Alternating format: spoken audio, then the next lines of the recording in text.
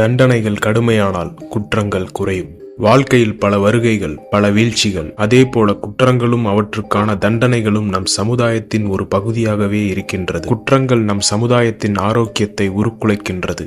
குற்றங்களுக்கு ஏற்ற தண்டனை ஒரு தனி மனிதனின் நலனையும் பாதுகாப்பையும் உறுதி செய்ய வேண்டும். பழங்காலத்தில் நம் மன்னர்கள் கொடுத்த தண்டனையை, குற்றம் மற்றும் தண்டனை என்ற இந்நிலைமை மனித மனதின் இருண்ட பகுதிகளை எப்படி பிரதிபலிக்கின்றது என்று பார்க்கலாம். மனித இனம் பரிணாம வளர்ச்சி அடைஞ்சு நாகரிகத்துக்கு வரத்துக்கு கிட்டத்தட்ட 2 லட்சம் வருஷம் ஆனிச்சு. மனிதர்கள் நாகரிகத்துக்கு வரத்துக்கு முக்கியமான காரணமா இருந்தது ஒழுக்கம். மனிதர்களையும் மற்ற விலங்குகளையும் வேறுபடுத்தி காட்டுற ஒரு விஷயம்தான் ஒழுக்கம். பண்டைய காலத்திலிருந்து மனிதர்கள் ஒழுக்கத்தை ஒழுங்கா கடைபிடிக்கலுங்கிறதுக்காக பல நெறிமுறைகளை வகுத்து வந்திருந்தாங்க. இந்த நெறிமுறைகளை பிற்காலத்துல வந்த மன்னர்கள் சட்ட வடிவமாக கொண்டு வந்திருந்தாங்க. மனிதர்கள் சட்டத்தை மீறி ஒரு தவறு இழைக்கிறப்ப அந்த தவறுக்கேற்ற சில தண்டனைகளும் கொடுக்கப்பட்டு வந்துச்சு. அப்படி பண்டைய காலத்துல தமிழகத்துல இருந்த சில தண்டனைகளை பத்தி தான் நம்ம இந்த வீடியோல பார்க்க போறோம். 23ஆம் புலிகேசி படத்துல வர மாதிரி மிளகாய் பொடி தண்டனை, கட்டெரும்ப காது உள்ள விடுறது, இந்த மாதிரி இல்லாம இந்த தண்டனைகள் கொஞ்சம் கொடூரமா இருக்கும். இந்த தொகுப்புல சாதாரண தண்டனைகள்ல இருந்து கொடூரமான மரண தண்டனைகள் வரைக்கும் பார்க்கலாம். ஸோ வீடியோ பார்த்துட்டு இருக்கிற நம்ம வியூவர்ஸ் வீடியோவை கம்ப்ளீட்டா பாருங்க. அண்ட் மறக்காம நம்ம சேனலை சப்ஸ்கிரைப் பண்ணிடுங்க. முதல்ல நம்ம பார்க்க போறது அங்க சேதம். அங்கம்ங்கிறது நம்ம உடல் உறுப்புகள்ல எது வேணாலும் இருக்கலாம். இது நம்ம தமிழகத்துல வழங்கப்பட்ட ஒரு இயல்பான தண்டனை. ஒரு 1000 வருஷத்துக்கு முன்னாடி திருட்டு வழக்குல குற்றம் சாட்டப்படுறவங்களுக்கு பொது வெளியில திருடிய நபரை கூட்டிட்டு வந்து பெரிய நீண்ட வாளை வச்சு கைகளை துண்டாக்கிடுவாங்க. பண்டைய காலத்துல நிறைய தண்டனைகள் பொது வெளியில கொடுக்கப்பட்டுச்சு. இதுக்கு முக்கியமான காரணம் அதை பார்த்துட்டு இருக்கிற மக்களுக்கும் அந்த குற்றத்தை பண்ணக்கூடாதுங்கிற ஒரு பயம் வரலுங்கிறதுக்காக தான். அடுத்து பொய் சொல்றவங்களுக்கு தண்டனையா நாக்க துண்டாக்குறது தண்டனை முறையாக பின்பற்றப்பட்டுச்சு. இன்னும் சில பேர் பொய் சாட்சிகள் சொல்லி குற்றத்தை திசை திருப்பினதுக்காக பழுக்க காய்ச்சின இரும்பு கம்பிகளை கண்கள்ல செலுத்தி கண்களை குருடாக்குறது தண்டனையாக வழங்கப்பட்டுச்சு. இப்ப பார்த்த இந்த தண்டனைகள் காலங்காலமா பல கலாச்சாரங்கள்ல பயன்படுத்தப்பட்டு வந்துச்சு. அடுத்து நம்ம பார்க்க போற தண்டனை பாதாள சுரங்கம். பாதாள சுரங்கம்ங்கிறது துளி கூட வெளிச்சம் இல்லாம மற்றும் குறைவான காற்றோட்டம் இருக்கிற ஒரு அறையில குற்றஞ்சாட்டப்பட்ட கைதியை அடைச்சு வச்சிருப்பாங்க.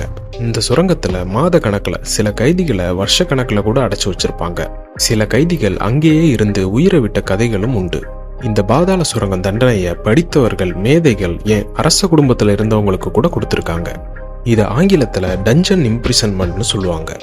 பாதாள சுரங்கங்கள் தனி சிறைச்சாலையா இல்லாம கோட்டைகளுக்கு அடியிலே கட்டப்பட்டிருக்கும். அடுத்து நம்ம பார்க்க போற தண்டனை நாடு கடத்துதல். இந்த தண்டனை பெரும்பாலும் அரச குடும்பத்துல உள்ளவங்களுக்கு தான் கொடுக்கப்பட்டுச்சு. பெரிய ராஜ்யத்தின் ஆளுமைக்கு கீழே கப்பம் கட்டும் சில குறுநில மன்னர்கள் அந்த ராஜ்யத்துக்கு எதிராக சில புரட்சியோ இல்ல சதிச்செயலோ செஞ்சா இந்த தண்டனை கொடுக்கப்படும். அப்படி நாடு கடத்தப்பட்ட மன்னர்கள் அந்த நாட்டோட எந்த உரிமையும் கோர முடியாது. இதற்கு உதாரணமா பார்த்திபன் கனவு புத்தகத்துல 8ஆம் நூற்றாண்டுல பல்லவர்களுக்கு கீழே குறுநில மன்னர்களா இருந்த சோழ குலத்தோட இளவரசன் விக்ரம சோழன் பல்லவ சாம்ராஜ்யத்துக்கு எதிராக வினையாற்றுறப்ப பல்லவ பேரரசர் நரசிம்ம பல்லவர் விக்ரம சோழனை மரகத தீவுன்னு சொல்லப்படுற அந்தமான் நிக்கோபார் தீவுகளுக்கு நாடு கடத்துறாரு. அடுத்து நம்ம பார்க்க போற தண்டனை மாறுகை மாறுகால். மாறுகை மாறுகால் தென் மாவட்டங்கள்ல அதிகமா பயன்படுத்தப்பட்ட ஒரு தண்டனை. இன்னமும் சில பகுதிகளில் மாறுகை மாறுகால் வாங்கிடுவாங்கிற பேச்சு புழக்கங்கள் இருந்துட்டு தான் வருது. மாறுகை மாறுகாலுங்கிறது ஒரு மனிதனோட வலது கையை வெட்டினதுக்கு பிறகு அதே மனிதனோட இடது காலை வெட்டுவாங்க. இது பெரும்பாலும் அரசாங்கத்துக்கு எதிராக சதி மற்றும் புரட்சி செய்தவர்களுக்கு கொடுக்கப்படுற ஒரு தண்டனை. காவல் தெய்வமான மதுரை வீரன் திருமலை நாயக்கரால மாறுகை மாறுகால் வாங்கப்பட்டதாக சில கதைகள் சொல்லுது. அடுத்து நம்ம பார்க்க போற தண்டனை யானையை பயன்படுத்தி ஒரு மனிதனை கொல்லுதல். இந்த தண்டனை பெரும்பாலும் கொலை குற்றங்கள் செய்தவங்களுக்கு கொடுக்கப்பட்டது. ஒரு மனிதனை கை கால்களை அசைக்க முடியாத மாதிரி கயிற்றால கட்டி ஒரு யானையை பயன்படுத்தி அந்த மனிதனை மிதிச்சு கொள்ளுவாங்க. இந்த முறைக்காக பிரத்யேகமா சில யானைகளை பயிற்சி கொடுத்து வச்சிருந்தாங்க. இந்த பயிற்சி பெற்ற யானைகள் நேரடியா தலையை மிதிச்சு கொள்ளாம கொஞ்சம் கொஞ்சமா மற்ற பாகங்களை மிதிச்சுட்டு கடைசியாக தான் தலையை மிதிக்கும். இன்னும் சில நேரங்கள்ல ஒரு மனிதன் நிக்கிற மாதிரி ஒரு குழி அமைச்சு அந்த மனிதனோட தலை மற்றும் வெளியில தெரியற மாதிரி புதைச்சிருவாங்க. அந்த புதைச்ச இடத்துல சில யானைகளை ஓட விட்டு தண்டனையை நிறைவேற்றுவாங்க. இந்த தண்டனையை பார்க்க வந்த மக்கள்கள் கைகளை தட்டி ஆர்ப்பரிப்பாங்களாம். இந்த தண்டனைக்கு ஒரு உதாரணமா கடையேழு வள்ளல்கள்ல ஒருத்தரான மலையமான் திருமுடி காரியோட வழிவந்த ஒரு இளவரசனுக்கு இந்த தண்டனை ஒரு சோழ மன்னரால கொடுக்கப்பட்டது. இந்த தண்டனையை பத்தி கேள்விப்பட்ட ஒரு புலவர் நேரடியா சோழ மன்னர்கிட்ட போய் மலையமான பத்தி சோழரை பத்தியும் பெருமையா ஒரு பாடலை பாடி அந்த தண்டனையிலிருந்து அந்த இளவரசனை மீட்டெடுத்தாரு. அதுல இருந்து மலையமான்கள் சோழர் குலத்துக்கு விசுவாசமா இருந்தாங்க. அடுத்து நம்ம பார்க்க போற தண்டனை சிரம் கொய்தல். சிரம் கொய்தல் கிட்டத்தட்ட எல்லா நாட்டு கலாச்சாரங்கள்லயும் பயன்படுத்தப்பட்ட ஒரு மரண தண்டனை. குறிப்பா கொலை குற்றங்கள் செய்தவங்களுக்கு இந்த தண்டனையை கொடுத்தாங்க. குற்றவாளிய பலிபீடத்துல அமர வச்சு ஒரு நீண்ட வாள்களை பயன்படுத்தி தலையை துண்டிச்சு கொல்றதுதான் சிரம் கொய்தல். அடுத்து நம்ம பார்க்க போறது ஒரு கொடூரமான மரண தண்டனை, கழுவேற்றுதல். கழுவேற்றுதல் பழங்கால தமிழகத்துல பயன்படுத்தப்பட்ட ஒரு கொடூரமான தண்டனை. இந்த தண்டனையை நிறைவேற்ற ஒரு கூர்மையான கம்பத்துல எண்ணெயை பூசிடுவாங்க.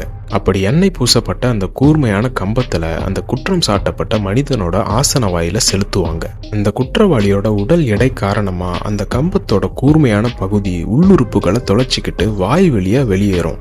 இந்த கழுவேற்றுதல் முறை மற்ற தண்டனைகளை ஒப்பிடும்போது ஒரு கொடூரமான மற்றும் வலிமிகுந்த ஒரு முறை.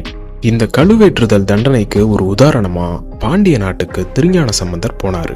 அங்க உள்ள சமண மத துறவிகள்கிட்ட விவாதம் பண்ணி வென்றாரு. இந்த விவாதத்துல வென்றதுக்கு பிறகு பாண்டிய மன்னனா இருந்த கூன் பாண்டியன் சமண சமயத்துல இருந்து சைவ சமயத்துக்கு தழுவினாரு. அப்படி மாறினதுக்கு பிறகு பாண்டிய நாட்டுல இருந்த கிட்டத்தட்ட 8000 சமண மத துறவிகளை கழுவுல ஏத்துறதுக்காக உத்தரவு போட்டாரு. இதுக்கு சான்றா மாணிக்க வாசகர் கட்டுன ஆவுடையார் கோவில்ல இன்னமும் சில ஓவியங்களை பார்க்கலாம். இப்படி நம்ம மன்னர்களால கொடுக்கப்பட்ட சில கொடூரமான தண்டனைகளை பிரிட்டிஷ் அரசாங்கம் வந்ததுக்கு பிறகு மனிதாபிமான அடிப்படையில இந்த தண்டனைகளை ரத்து செஞ்சாங்க. இப்ப நம்ம நாட்டுல இருக்கிற உச்சகட்ட தண்டனை மரண தண்டனை, அதுவும் தூக்கிலிடுதல். சில வளர்ந்த நாடுகள்ல மரண தண்டனை மனித உரிமைக்கு எதிரானதுன்ட்டு ரத்து செஞ்சுட்டாங்க. மரண தண்டனையை பத்தி உங்களோட நிலைப்பாடு என்னங்கிறத கமெண்ட்ல சொல்லுங்க. அண்ட் மறக்காம இப்ப நடக்கிற சில சமூக குற்றங்களுக்கு எந்த மாதிரியான தண்டனைகளை கொடுத்துருக்கலாம்னு சொல்லுங்க. வீடியோ பார்த்த வியூவர்ஸ் எல்லாருக்கும் இந்த வீடியோ பிடிச்சிருக்குன்னு நம்புறேன்.